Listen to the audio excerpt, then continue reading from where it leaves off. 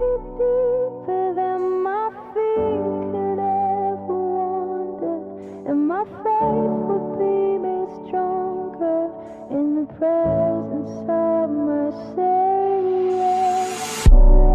Spirit, lead me where my trust is without border.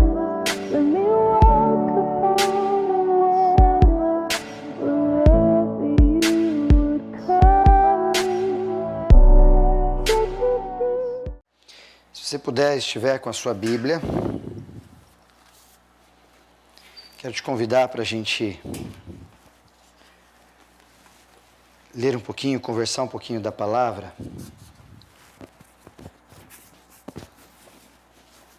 Tá certo? Tá tranquilo? Pode abrir para mim, meu querido. Tranquilo? Tá certo? Beleza? O áudio tá bom aí? Então tá bom. Deixa eu baixar um pouquinho o meu aqui só.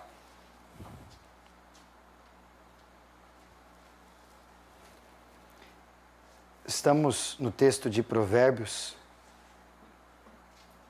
O capítulo é o 4, se você puder, estiver com a sua Bíblia e puder abri-la. Provérbios, o capítulo é o 4. O texto que eu quero convidar você, para você abrir, e a gente ler juntos. Vou segurar aqui só, né? Pronto, está fazendo barulho, né? Não vou mexer mais, Davi, prometo. Pronto, não mexo mais. Travado, tá bom? Pronto, não mexo mais. Imagina você com fone, né? Essa barulheira. Mas vamos lá, Provérbios, capítulo de número 4.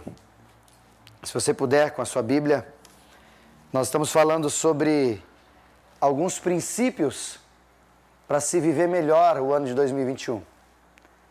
Tendo em vista que 2020 não foi fácil, a gente foi surpreendido por algumas situações, o mundo foi surpreendido pela pandemia, e tal qual estamos, situação que a gente fica meio perdido, conturbado, e até hoje a gente ainda está sofrendo traumas e reações de tudo aquilo que nós vivemos, e essa história começou já há mais de um ano.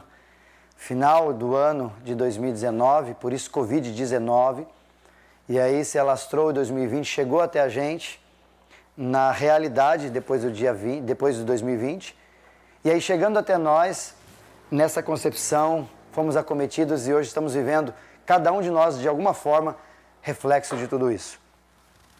Por isso que esse tema que a gente iniciou o mês de janeiro, queremos terminar agora no mês de fevereiro com mais essa e mais a semana que vem ainda. Nós queremos falar um pouquinho sobre esses princípios que vão fazer diferença caso você use para o seu dia a dia. Princípios para se viver melhor o ano de 2021. E como eu disse semana retrasada e passada, a palavra de Deus ela é maravilhosa, ela nos instrui, mas você não vai sentir se ela é poderosa de fato e de verdade se você não colocar em prática a palavra.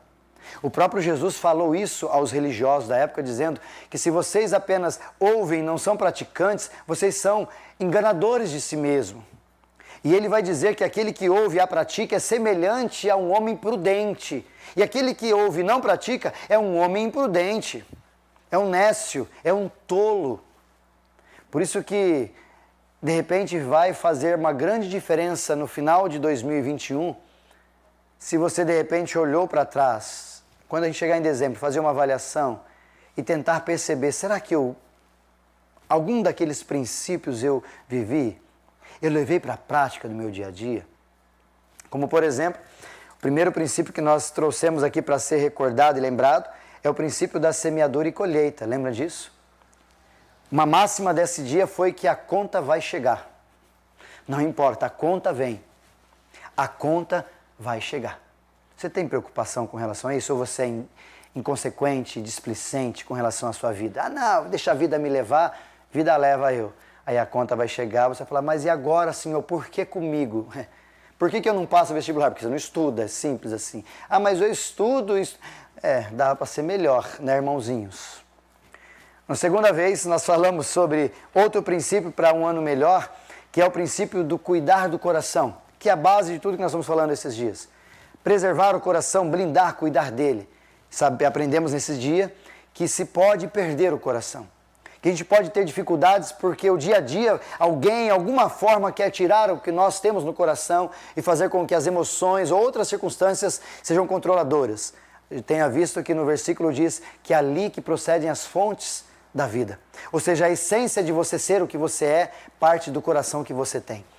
Daí então, a pergunta que nós fizemos nesse segundo dia foi se talvez você está do jeito que está, talvez você deveria olhar para o teu coração e ver que ele talvez está mais perdido do que você imagina.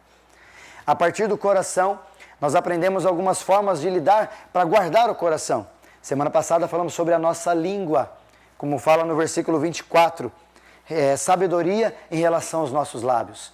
E aí nós colocamos vários elementos como problemáticos, como talvez falar demais, murmurar, mexeriqueiro, enfim, falamos bastante. Vai estar no nosso site, já está no YouTube? Já está no YouTube, essa da fala, o jeito de falar. Assista lá, participe, que Deus edifique a tua vida com aquela palavra. E falamos do remédio também, que é reconhecer, que é confessar, que é recusar o mal, que é a partir do mexeriqueiro, quando vem a maldade pra gente, falando de alguém, é recusar, falar, não, comigo não participo disso. E aí nós tratamos bastante sobre isso. E hoje nós vamos entrar no versículo 25. Versículo 25, quando ele diz assim, a partir do 23, sobre a gente guardar. Sobre tudo que se deve guardar. Guarde, preserve, blinde o teu coração.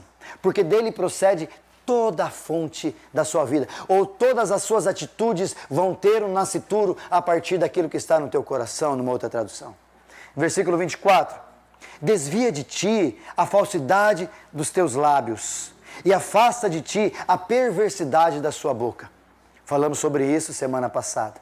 E entramos no versículo 25, quando ele diz assim, os teus olhos olhem direito e as tuas pálpebras diretamente diante de ti. Numa outra tradução ele diz, olhe sempre para frente, mantendo os olhos fixos naquilo que está diante de vocês tão somente. Numa outra tradução, da King James, olhe sempre para frente, mantendo o olho fixo no objetivo a ser alcançado. Numa tradução da Bíblia Viva, ele diz, olhe sempre para frente, sem olhar para lado algum. É desse texto que eu quero convidar você a gente trazer algumas informações, aprender um pouco mais sobre isso. Como nós falamos na primeira vez, quando falamos desse texto de Provérbios 4, que as manifestações, tanto da boca, dos olhos e dos nossos pés, que nós vamos falar semana que vem, eles são retratos, sinalizações e placas vivas a respeito de como está o meu coração. A boca fala do que está cheio o coração, Jesus já dizia isso, Mateus.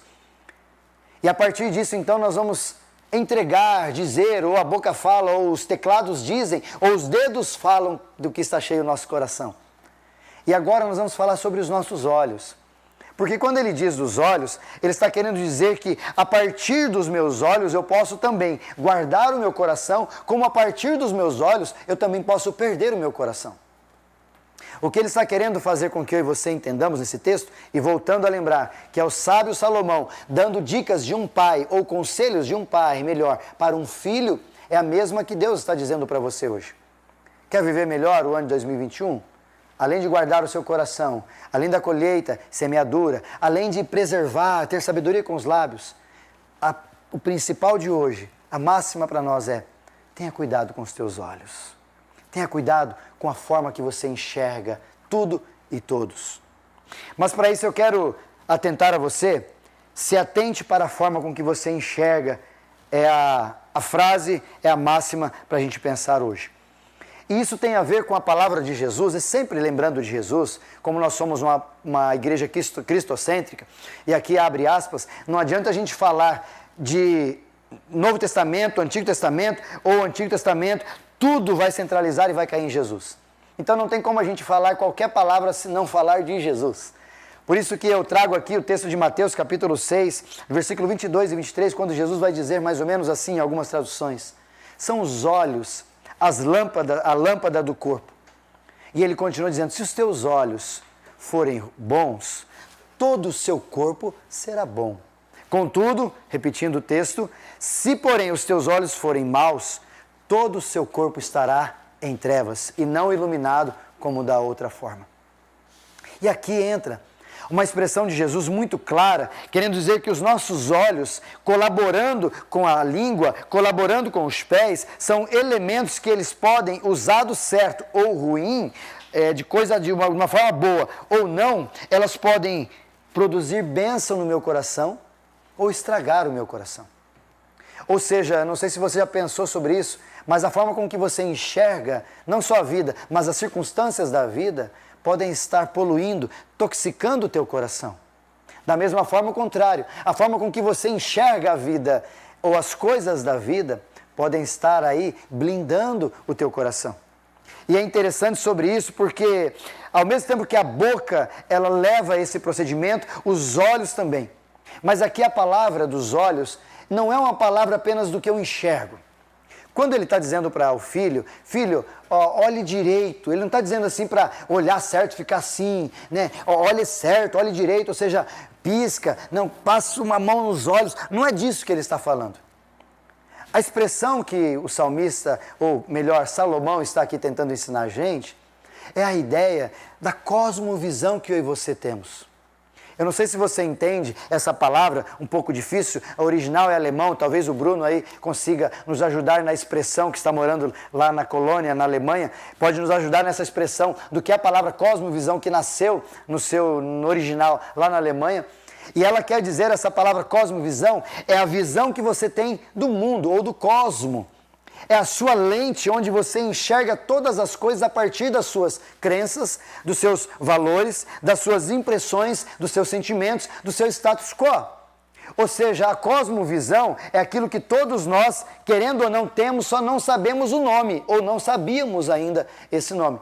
Por isso que essa cosmovisão é a visão, é a lente, onde ela vai ajustar todo o restante da minha vida. E é dessa estrutura que Salomão está falando para o seu filho. E é desse detalhe que eu gostaria que você entendesse. Que a sua visão, ou a sua cosmovisão, ela vai nortear ou ela vai desnortear o teu coração. Aquilo que você tem a despeito de crenças, de visão, de impressões, de sentimentos na sua vida, vão determinar pelas suas atitudes se o seu coração vai adoecer ou se o seu coração vai se blindar e se manter sadio, com sanidade. Para tal, então, quero lhe levar alguns textos da palavra, quando a Bíblia lá no Salmo 19, versículo 8, diz exatamente assim: o mandamento do Senhor é puro e alimenta a minha vida, alumiando os meus olhos. Olha o que ele diz, que a palavra de Deus, ela vai produzir nos olhos, o salmista dizendo, claridade para ele entender. Por quê? Por causa da cosmovisão que ele tem, ela está como base a palavra de Deus. Um outro texto para você guardar, Jeremias fala isso, capítulo 5, versículo 21, e a própria palavra de Deus em Marcos, capítulo 8, versículo 18, Jesus repetindo isso, ele diz, os tolos têm olhos, mas eles não enxergam. Por quê? Porque os olhos não têm a ver só com essa estrutura do meu corpo, mas tem a ver com a visão, com a cosmovisão que eu tenho a respeito da vida e da existência da qual eu estou ocupando. E aí a forma como que a gente enxerga a vida, ela vai trazendo alguns problemas. Vou trazer uma palavra aqui que talvez seja estranha para nós. Você trouxe minha água ali, Luiz, por favor? Pega, por favor, um para mim ali. Eu quero trazer alguns detalhes para a gente pensar. Obrigado, Luiz. Muitos de nós, a despeito dos nossos olhos para o coração, está vivendo um distúrbio oftalmológico existencial. Falei certo? Oftalmológico? Está certo, né? Certo? Distúrbio oftalmológico existencial. Ou seja, a pessoa está meio, vou usar um termo mais popular aqui, está com a visão da vida embaçada, né? Eu não sei se é miopia, qual que é outra? Astigmatismo. É esse nome aí, hipermetropia. Isso aí, é isso aí. Eles falam de máscara, eu não consigo entender nada que eles estão falando. Aí eu deduzo, mas isso aí não deu para deduzir. E às vezes esses elementos que a gente tem, no que vai ao oftalmo e a gente percebe que tem esses problemas, e conforme a idade vai chegando, né, Angélica? A gente vai tendo que trocar de óculos, né? Comprar óculos, né? Né, Angélica? Né? Estou falando para ela porque eu fui no oftalmo esses dias, no meu querido doutor Mitsu, e ele receitou um óculos para eu fazer leituras. Você acredita nisso? Precisando colocar óculos. Ele disse para mim, depois que passa dos 40, irmãozinho, não tem o que aguente Você acha que você está aguentando? Tá não. Seus olhos não estão. Eu falei, ih, Jesus, eu tenho que comprar óculos para fazer leitura. Comprar óculos para ficar ali na minha sala fazendo leitura. Viu, Angélica? Estou esperando um óculos que você falou que ia me dar de presente. Tá bom? Já estou aqui em rede nacional cobrando meu presente. Né, irmão? Você viu como é que é fácil? Hoje eu estou com o microfone. Né, Caio? Estou com o microfone. Né? Depois a gente fala sobre a maçã, Caio. Mas eu queria desafiar você a pensar sobre esse elemento. Talvez você esteja com um distúrbio oftalmológico existencial. E eu quero provar na prática sobre isso, por isso que eu peguei esse copo de água. Vou aproveitar. Além de bebê-lo, a grande questão que eu quero te fazer a pergunta é o seguinte: esse copo está meio cheio ou meio vazio? Depende. Talvez seria a resposta mais oportuna, como diz o meu amigo Lucas. Depende. E depende mesmo. Se você de repente está sedento, você vai olhar para esse copo, que delícia ter um pouco de água. De repente, se você está satisfeito, você vai olhar para o copo e vai falar, só tem metade, porque você não está tão desejoso assim. Porque a respeito do copo estar ou cheio ou meio vazio, é uma questão de cosmovisão. Talvez é uma questão de distúrbio oftalmológico existencial.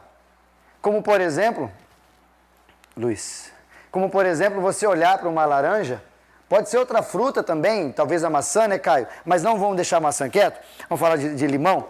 Você olha para uma fruta como essa, um limão, e algumas pessoas já olham para ele e imaginam, nossa, o limão azedo, o limão que mancha quando você deixa cair nas mãos e no corpo e vem o sol e mancha, aquelas manchas horríveis de limão.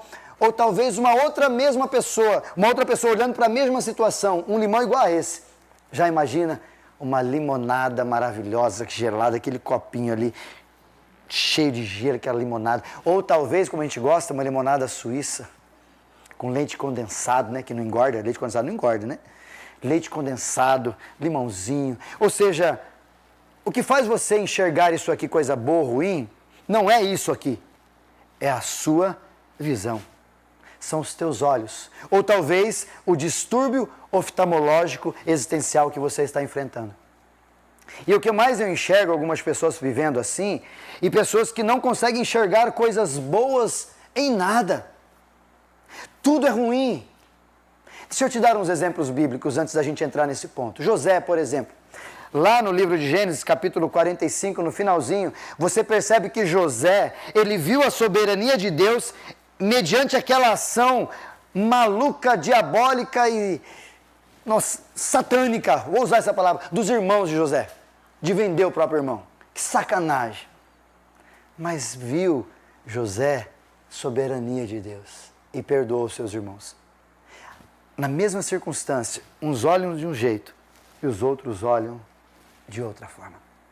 Se você correr um pouquinho mais, você vai ver Davi. Davi também, numa circunstância um pouco complicada, quando ele não é ungido rei, ele abandona, no dia que vai ungir o rei, ele não está entre os irmãos, desprezado, mas ele é chamado, é ungido rei, mas num dos momentos posteriores, os irmãos estão na guerra contra o gigante, e todo mundo vê aquele gigante como um forte, alguém que vai vencer. Mas Davi, de repente, vê aquele gigante como um filisteu, um cara do mal, e ele chama aquele filisteu para a briga e vence o gigante. Onde ele viu um poder sobre isso? Alguns não viram. Davi enxergou isso. Do mesmo gigante, alguns fugiram e um apenas enfrentou. Se você olhar para a Bíblia um pouquinho mais, lá no livro de Números, capítulo 13, você tem a história de Josué e Caleb, mais outros 10 espias, quando foram enviados para um lugar, a terra de Canaã, para ver, analisar e trazer um relatório dizendo, e aí, a gente vai, invade ou não? Como é que nós vamos tratar essa situação? Vem Josué e Caleb, e eles viram que Deus estava com eles e que eles poderiam avançar. E os outros 10 viram que eles eram gafanhotos e se fossem iriam perder. A mesma circunstância, duas visões diferentes. Prestou atenção? Qual desses você é? Será que talvez você está com um distúrbio oftalmológico existencial, enxergando só coisas ruins em tudo? Talvez os teus olhos, por isso que o teu coração está com um problema e ele está diagnosticado a partir daquilo que os teus olhos estão enxergando. E a gente não está conseguindo perceber. A gente olha e fala, não, mas é uma pessoa pessimista. Não é pessimista, é que o coração está mal. Então por isso que é um pessimista crônico. Ele não consegue se desenvolver, não consegue enxergar coisas boas, só coisa ruim. Gosto muito daquela palavra da senhorinha, que eu sempre conto essa expressão, aconteceu em Minas Gerais. Um pastor, ele contava isso numa reunião uma vez, e ele contando que ele tinha uma irmãzinha lá que só enxergava coisas boas. Isso por causa do coração dessa mulher. E ela chegava e falava de alguém, que aquela irmãzinha lá, aquela ali tinha uma qualidade, ela falava. E aquele outro irmão tinha uma qualidade, falava. Ela nunca saía dos lábios uma palavra destrutiva ou alguma coisa ruim de alguém. E o pastor, encantado com aquela situação, falou, eu vou pegar essa vozinha. Eu vou pegar ela. Você vai ver, eu vou pregar uma peça nela. Aí foi perguntando, um dia chamou ela para conversar e tal, foi perguntando de fulano, de ciclano, aquele presbítero chato, sabe? Perguntou, o que você acha? Bom. Aquela irmãzinha, bom. E achava qualidade em tudo. Ele falou, agora eu vou pegar ela. E o que você acha do Satanás? Ela parou assim, olhou, ficou pensando. Aí o pastor, ô bichinho trabalhador, hein? Esse é, trabalhador persistente. O bichinho é ali, luta até o final, não entrega a chuteira. Ele olhou e falou, meu Deus, olha o coração dessa mulher. Por isso é que os olhos dela enxergavam em tudo alguma qualidade, alguma coisa boa. E o inverso disso também é muito mais comum do que a mesma estrutura dessa Nossa Senhora. É uma estrutura de que as pessoas se perguntam, ela não consegue enxergar nada. Ela não consegue ver nada de bom em nada do que as pessoas fazem. Sempre uma palavrinha, sempre uma coisinha a mais, sempre um detalhezinho, por causa do coração que está adoecido a despeito daquela circunstância e está definitivamente com distúrbio oftalmológico, não consegue enxergar, mas não são os olhos. É aqui dentro que está com problema, por isso que está vivendo assim. E aí eu aprendo, e eu quero deixar para você entender, que a gente vai perdendo a fonte da vida, e o próprio texto Salomão nos ensina aqui, eu quero mostrar para você nesse texto, algumas coisas básicas e práticas para a gente levar para casa e durante a semana praticar. A primeira delas, que o desafio para não perder o coração a partir dos olhos, se a partir dos lábios falamos semana passada, a partir dos olhos, como não perder o coração? Primeiro desafio, direção para olhar. Ter uma direção para olhar. Quando você olha para o texto, versículo 25, ele diz assim, numa tradução, olhe sempre à frente. Ou olhe com os seus olhos, antes de falar direito, ele diz, olhe à frente. Ou seja, olhe avante, numa outra tradução. Isso quer ensinar a gente, nesse texto, a mesma expressão que Paulo está dizendo em Filipenses capítulo 3, versículo 14, quando ele diz, esqueço-me das coisas que para trás ficam e prossigo para o alvo, aquele da qual Deus tem colocado para a minha vida. E essa expressão é muito interessante porque a vida é marcada por passado, por presente e por futuro. E muitas vezes os nossos olhares ou a nossa cosmovisão, a forma de enxergar a vida, ela não está no presente, e ela não está numa expectativa para frente, num futuro. Ela está parada num passado. Eu não sei se você talvez se identifique assim, mas algumas pessoas, infelizmente, por causa do peso do passado, e o passado pode influir definitivamente no seu presente, parando a gente, blindando, travando a gente, para que a gente não tenha nem expectativa do futuro, e muito menos ideias de caminhar ao futuro. O futuro se torna algo estranho aos nossos olhos. Não só estranho, mas algo que a gente não quer enfrentar. E nós fugimos de um futuro. Fugimos de desafios, fugimos de possibilidades, fugimos de ideias, fugimos de grandes coisas que Deus tem para nós. Por quê? Porque eu estou travado num passado não ajustado, não resolvido, vivendo um presente cheio de angústia, me travando para não olhar para um futuro com expectativa. Eu não sei, mas esses dias eu estava vendo um ditado, e às vezes algumas pessoas são assim.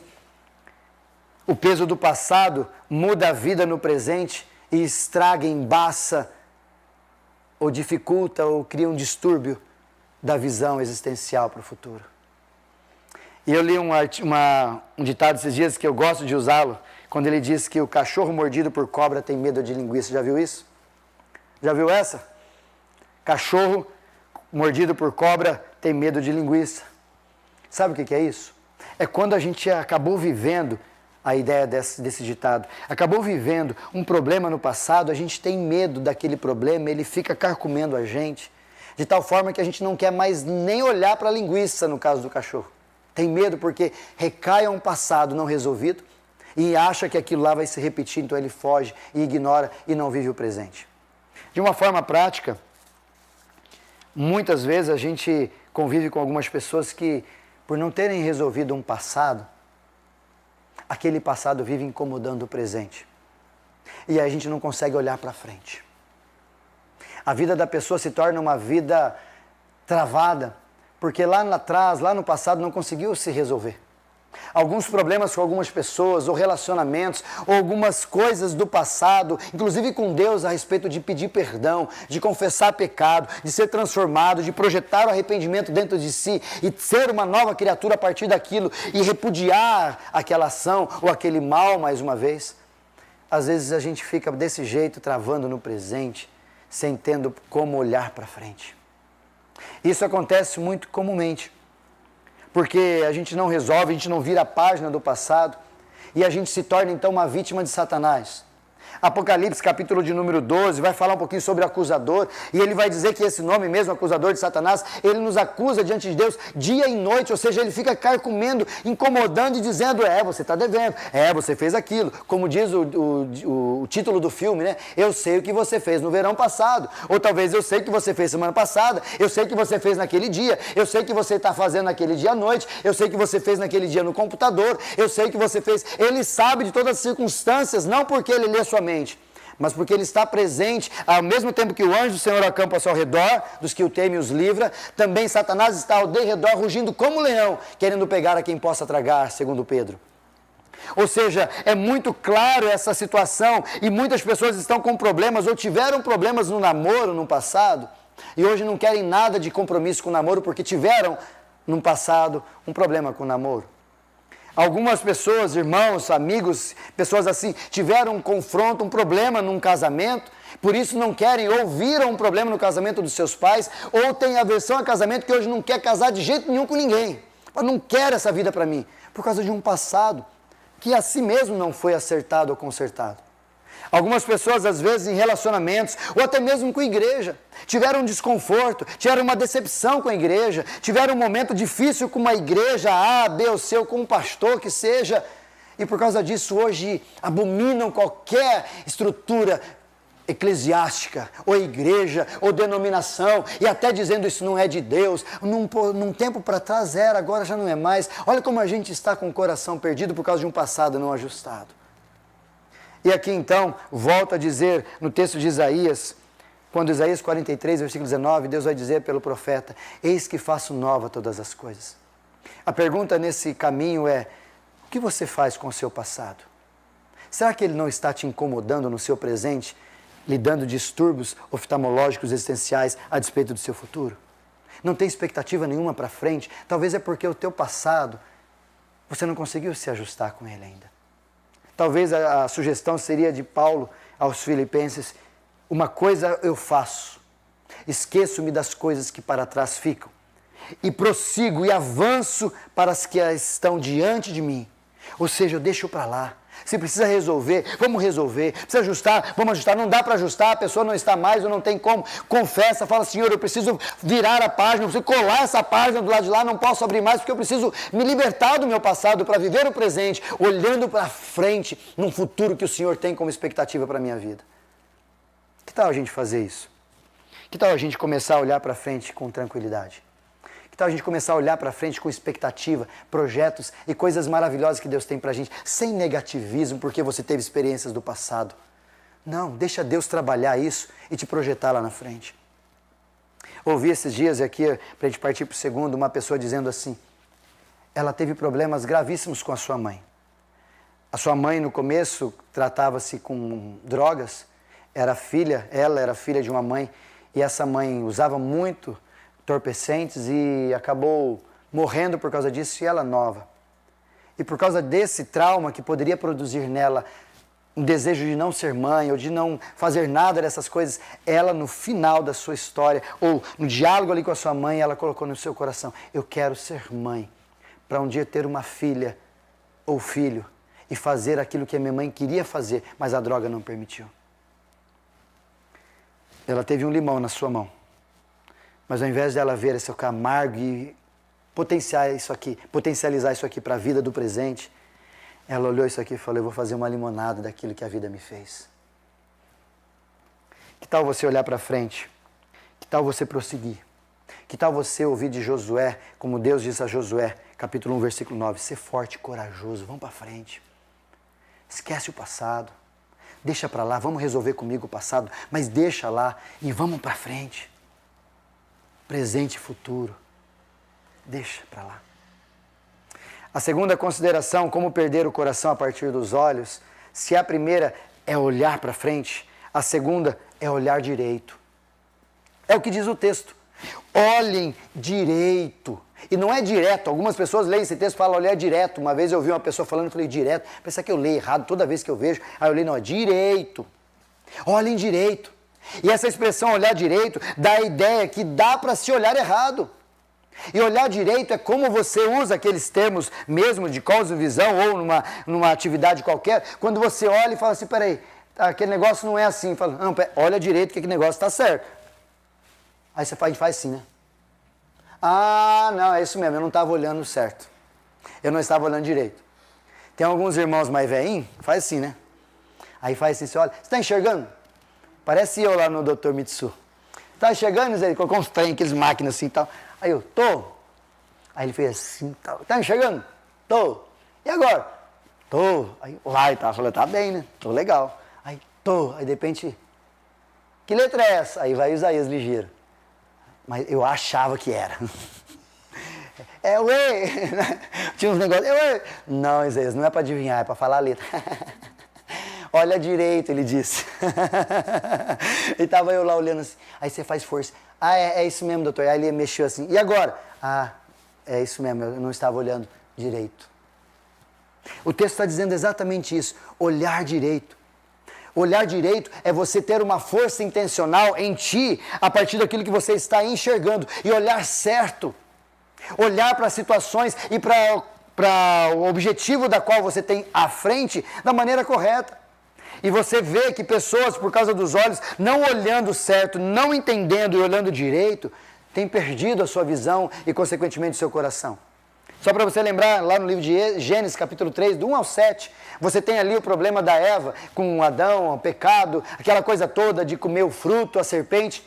E se você observar exatamente o versículo 6, diz o texto que ela vendo, ou seja, os olhos ou não olhando direito, aí de repente diz, aquela fruta, toda aquela situação ficou agradável ao quem? Aos olhos dela.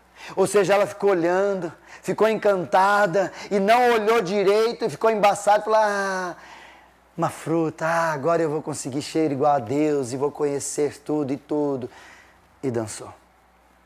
Aconteceu também com outro personagem, você há de concordar comigo, lá no livro de Mateus e também no livro de João, Mateus capítulo 14, João capítulo 6, quando nós temos o texto onde Jesus anda sobre as águas, e naquele mesmo encontro, falamos sobre isso ontem no mutirão, Pedro vai andar por sobre as águas, o único que sai do barco e vai andar até Jesus, e diz o texto que ele olhando para Jesus, ele caminhava, mas quando ele tirou os olhos de Jesus e olhando para a tempestade, olhando para o vento, olhando para a escuridão, ele começou a afundar. Ou seja, quando ele tirou os olhos, ele parou de olhar direito, na direção certa, ele começou a olhar para os outros lados, se encantar, ele acabou afundando. E aqui deixa para a gente entender tranquilamente que os nossos olhos, eles não são uma armadilha que a gente precisa ficar olhando, não, mas eles sim podem ter cuidado. Tanto que a palavra de Deus vai dizer, o próprio Jesus, se você olhar erradamente uma mulher, já está pecando, por quê? Porque os olhos, não olhando certo, não olhando direito, eles podem fazer produções tóxicas para o teu coração. Por isso, olhar direito. A grande pergunta que eu quero que você faça, o que você tem olhado? O que tem assistido ou entrado pelos teus olhos a partir dos seus olhares? O que tem entrado no teu coração quando você enxerga as tuas redes sociais, quando você enxerga o computador, quando você enxerga Instagram, quando você usa outros elementos? O que entra? O que você enxerga? O que vai para o teu coração? Que tipo de coisas tóxicas ou boas adentram o teu coração pelos teus olhos, como dizem, a janela da alma. Por isso a pergunta que a gente precisa se pensar, ou se fazer todo o tempo, será que a gente não está precisando dominar os nossos olhos antes que eles dominem a gente? Olhar direito antes que a gente está achando que está olhando certo e está errado? Aí os olhos vão contaminar o nosso coração. E terceiro e por último, como não perder o coração, o mesmo texto diz, quando ele coloca a expressão assim, os teus olhos olhem direito e as tuas pálpebras diretamente. A terceira e última ideia é a postura do olhar. Como assim, pastor, postura do olhar? É quando o texto, Salomão vai falar sobre as pálpebras, dessa região nossa. Algumas pessoas, inclusive, se você tem algumas dessas um pouco tremendo demais de vez em quando, segundo alguns especialistas, é estresse. Então a gente está meio com estresse quando começa a mexer. E aqui é que vai conduzir um pouquinho se eu estou desviando o olhar para a direita ou para a esquerda. Por exemplo, eu estou olhando para vocês aqui e de repente alguns dos irmãos estão aqui comigo, começam a fazer alguma coisa, aí eu faço assim, né? As pálpebras que estão ajustando e me ajudando a olhar para lá meio de como é que chama a expressão? Soslei a expressão, né? De canto de olho. Hã? Desgueio. É esse negócio assim. Eu estou olhando ali e dá assim, ó. Já viu isso? Aquele até que tenta meme assim, né? O pessoal faz os memes assim, irmão tá... É isso aqui, ó. Faz esse exercício pra você. Você mexe assim, ó. É a pálpebra que está produzindo essa mudança. Sabe o que Salomão está ensinando a gente, ensinando o filho? Para fazer com que as suas pálpebras estejam diretamente focadas e está dizendo assim, nesse contexto eu quero que você guarde para a gente encerrar, que a pálpebra, ela vai produzir a direção e o foco do meu olhar. Ao ponto que, se eu não tomar cuidado com as minhas pálpebras, os meus olhos podem sofrer distrações ao meu redor, ou mesmo algumas informações distorcidas ao meu redor e eu vou querendo enxergar. É como você está num lugar e de repente acontece uma coisinha assim, você fica tentado, não olhes a isso, fica atento ali, não olhe. Aí você faz assim, ou dá aquela olhadinha de lado. É isso que ele está dizendo. Só que não numa expressão só dos olhos, mas na vida. O que ele está dizendo para o filho dele e para nós nessa noite, a ideia é muito clara. Fique firme com seus olhos. Não só olhe direito, mas padronize, fortaleça suas pálpebras para que ela te deixe no foco e essas distrações ou esses outros elementos não te arranquem daquilo que Deus tem para a sua vida. Porque é muito fácil, queridos, é muito fácil a gente não fazer isso. Porque às vezes a gente está olhando focado, objetivo claro, expectativa, olhando para frente, aí de repente vem uma distração ou alguma outra situação que não é ruim, não é nem pecado, mas é embaraço. E chegam para a gente, como diz o apóstolo Paulo em Romanos, chegam para a gente e tiram a gente do foco e a gente não sabe dizer não.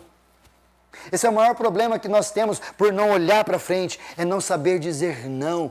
E aí nós ficamos, vem as distrações, vamos para lá? Aí você, diga não.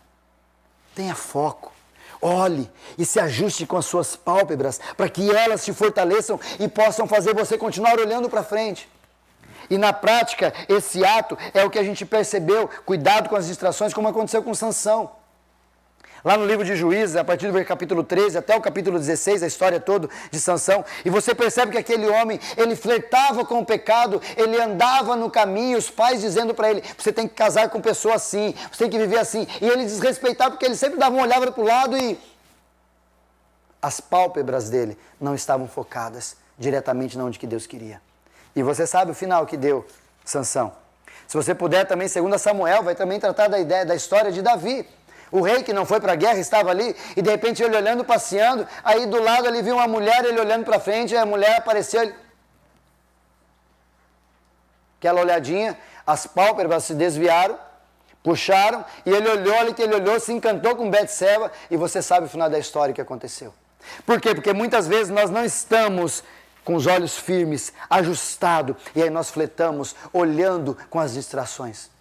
Por isso que o Salmo 119, versículo 37, é a palavra que eu quero deixar para você guardar no teu coração. O salmista diz assim, desvia os meus olhos das coisas inúteis. Ou numa outra tradução, das distrações. Fazem-me viver nos caminhos que o Senhor traçou para mim. Porque os olhos vão facilmente olhar para as distrações e a gente vai perder a ideia do que Deus quer para a gente.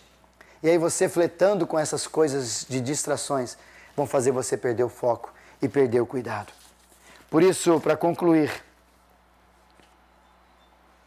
quero fazer algumas perguntas e deixar um desafio para você.